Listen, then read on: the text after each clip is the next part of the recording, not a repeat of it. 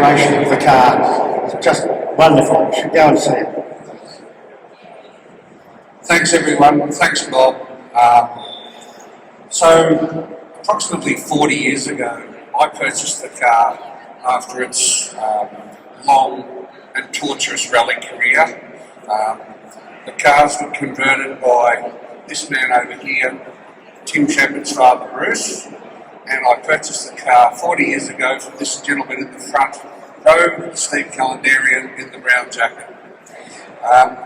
The restoration has been a long, lengthy one, but one which has required enormous support, and to do this car to the standard and the accuracy that it is sitting up there today would not be possible without my continual annoyance for this man getting photos, getting information to get the accuracy, because the car was stickered, the suspension was changed, as Bob said, over in Africa, and to get it accurate was an absolute work of art which is not possible. So I'm entirely so grateful to Bob, but there's so many other people, Dave Kavanagh, Steve, there's so many, both car clubs, the Historic Rally Association, the Renault Car Club of Australia, everybody has contributed. There are people in Romania, Germany, England, France, who have got photos of this very event, and the feedback for me, I never thought for a minute that this vehicle would be in a show like this. Frankly, I'm very overwhelmed by that, but I'm also very grateful to every single person that's contributed and encouraged me along the way, because there's been some tough times, but there's been some very generous donations of parts, which are just so hard to source for this vehicle, and to keep it in my vision, which was to have it restored as it was at the starting line of the East African Safari. I've done my very best to do that, and I hope I've done Bob and Mel and Bruce and Enzo, the late Enzo, justice. You were the two heroes in Africa.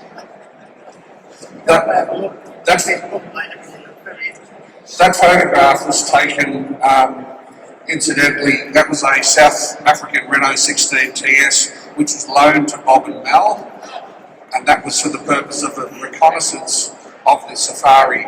How much earlier did you do that, Bob?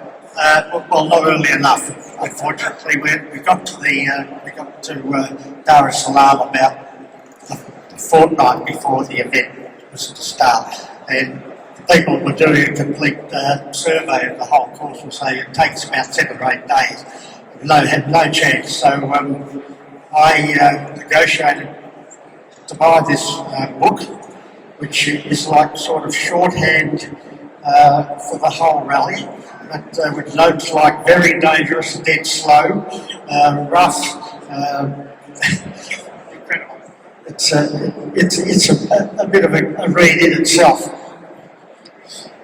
So it's a genuine, authentic piece of history. And I left it open at the page where we had the crash, and I can tell you exactly which bump it was when we crashed on. But of the 5 R12 Gordinis that came to Australia, they were all converted to right-hand drive, so they're probably the only 5 in the world. And every one of those cars still exists in a very well restored condition.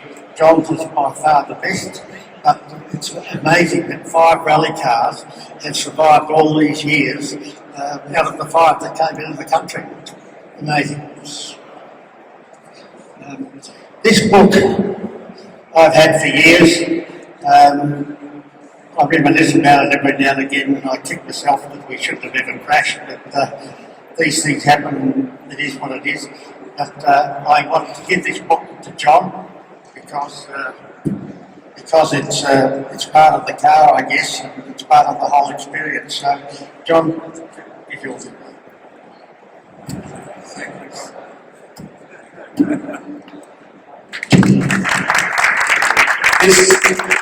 It's more significant than money.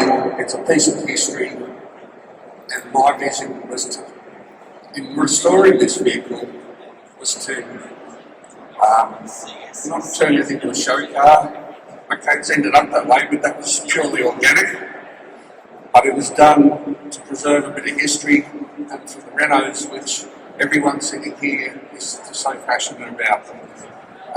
And so many of the people sitting here I've known for 40 and 50 years, and I genuinely thank everyone. Bob, I know how much that documentation means to you, and I know the significance of it, and I'm incredibly grateful, and I'll cherish that. And unless one of us basically needs the money to keep ourselves alive, that car will never be sold. And that's a decision I made many years ago, and many people have tried to buy it since. Bob, that is a huge sacrifice and an amazing gift, and I thank you from the bottom of my heart. Thank you, mate. Thank you.